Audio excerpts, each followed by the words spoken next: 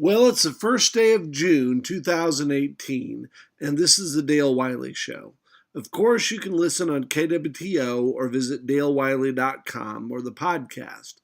But I've decided this is the point where it makes sense to turn to a new podcast project, Wrong Justice. There's been much going on, including a trip to Texas, and it all seems like a heavy load to carry. But ultimately, it's nothing like being stuck in prison for something you shouldn't be there for. We heard from many people, pro and con, over the last couple of weeks about the Trish Halverson story. I'm going to start this episode there. I'm going to add additional materials to it so it all makes sense, starting from the middle. Trish ends up talking a good bit about her and Doc's daughter, Dallas, and she's clearly torn up over this whole project and her landing in prison and the effect that it's had on the relationship between mother and daughter. I will be catching up with Dallas soon. However, that will have to wait until I get to go on my annual vacation to Georgia.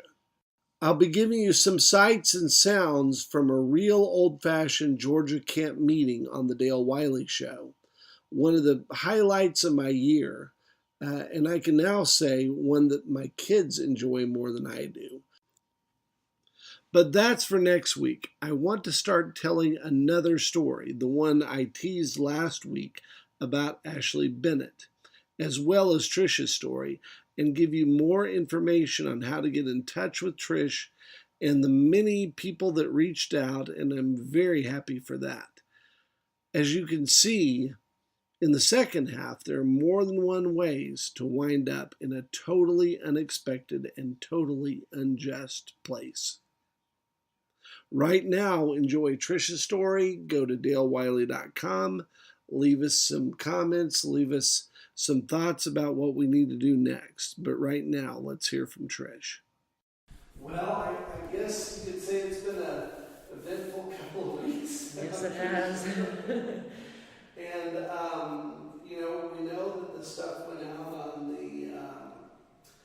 the radio show and everything else. And frankly, I was kind of surprised by some of the responses that we got.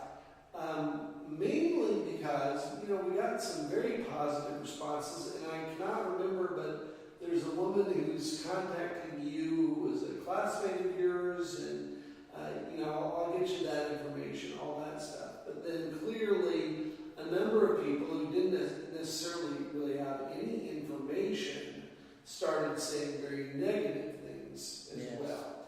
And so, just so that we're pretty clear about this, because this is something that just comes up again.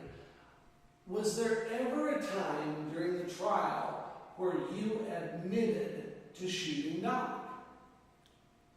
I don't think so. Right, I don't think so either. We were there.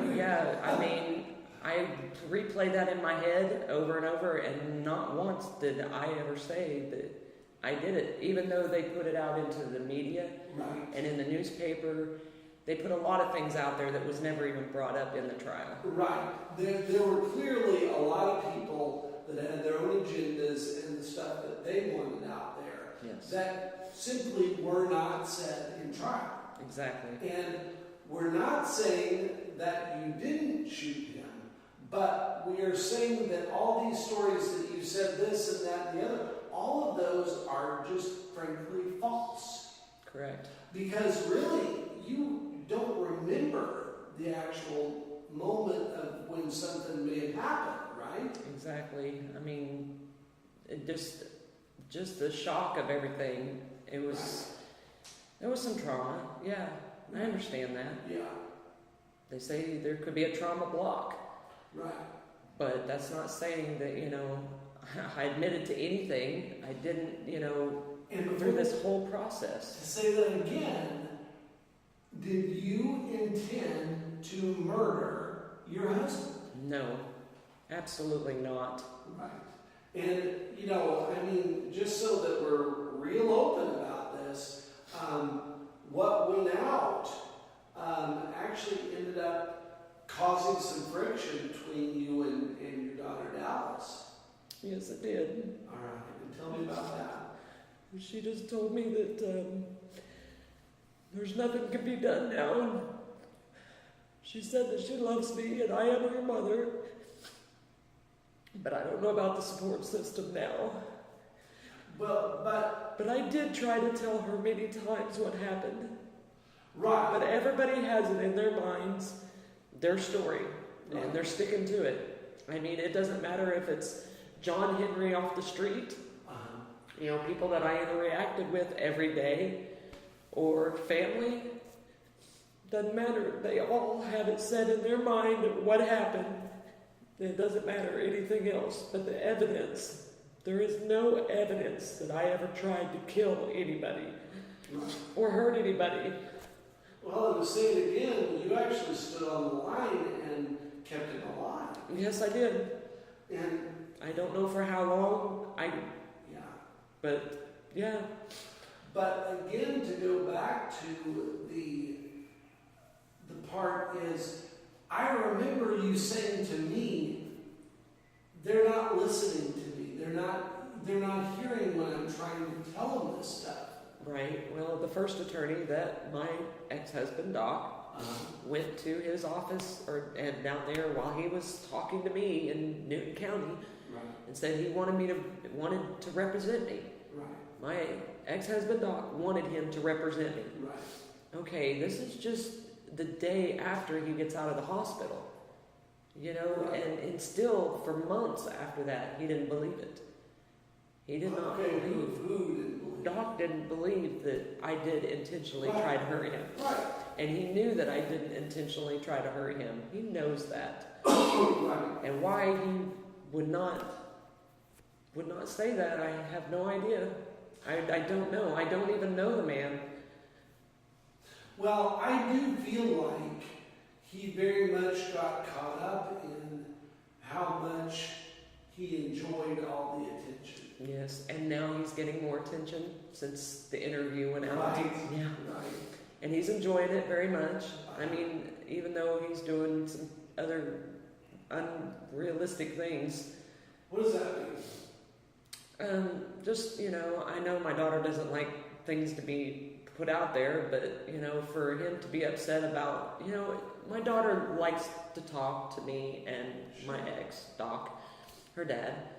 And sometimes, you know, she gets kind of really into how her relationship's going, and if there's anything that bothers her, she tries to get, you know, support out of it or whatever, just like anybody would. You'd go to your parents if you needed a little help, you know, making a decision or something like that, if you thought that they could help you. And he's always talking about, you know, because the 3 grandbabies have their daddy's last name, and he feels like they should have his last name. You know, just crazy things like that. I mean, I don't know. That's been a big thing all the time. He's brought that up several times. Yes, ever since the first grandson was born, he felt that he should have the Halverson last name. Why, I have no idea. I mean, it doesn't matter why. It's not going to happen. Right. And he's still hounding her about it. You know, it's just crazy things like that. That's just like when, you know, when we saw each other out in the streets, or I went over to visit with him or whatever. It was just like nothing ever happened. Right. We sat inches away from each other and visited just like we would any other day. And it was always the same thing every time I went to visit with him, how he hated his job, how they were rude to him, how they, you know, they treated him like crap down there, you know, they had their cliques, and it's been going on for years. Right. But still, you know, it's just the point that he sat right there next to me and never even budged. So I know that, you know, our communication hasn't always been that good, but still, for us to sit there next to each other and talk just like we would any other day before any of this happened, even before my stroke happened, and then all of a sudden, you know, things turn every time I walk away. and he's on the phone with people telling them a whole different story of what actually happened while we were sitting there talking. Right. So, I mean... Well, even when it was up to the point of depositions and a trial, he still would not say he believed that you intended to try to kill him. It's absolutely correct. I mean, he did not say that. He did not believe any of that. Right, and he said that. He said he didn't know. That was his response to a lot of things, though. You know, I don't know. I don't remember. I don't recall. Now, what would you like to say to Dallas right now? I'm emotional about this, Dale. That I love her. And I need her support. And I wish Kelton would do the same. I know it's hard on him. He did the same thing when I was in county the first time. He couldn't talk to me. It was too hard on him. So, I mean, he disowned Kelton. He has nothing to do with that boy.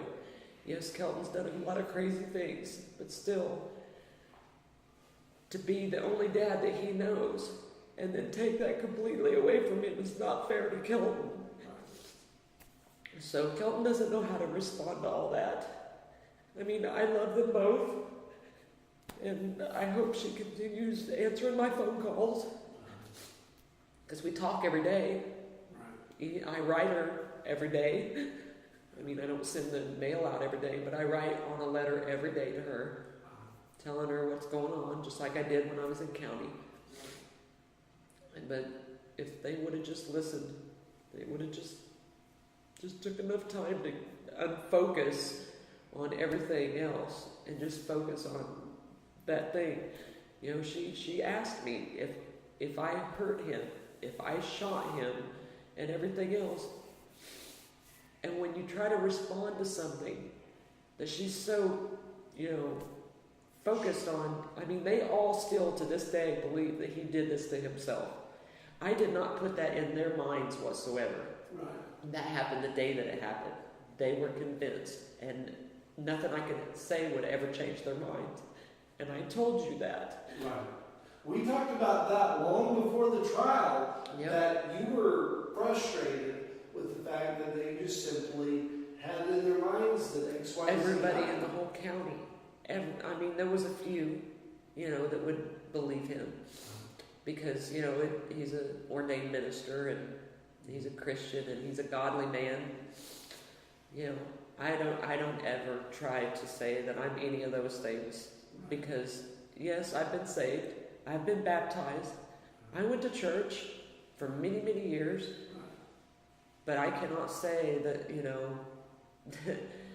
that I'm a godly woman or anything else. Yeah, I believe in God. I believe there's a higher power. Yeah.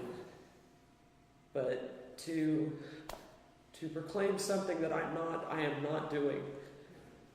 Now, on the other hand, he can do whatever he needs to do to make himself feel good and sleep at night. So, but I can't do that.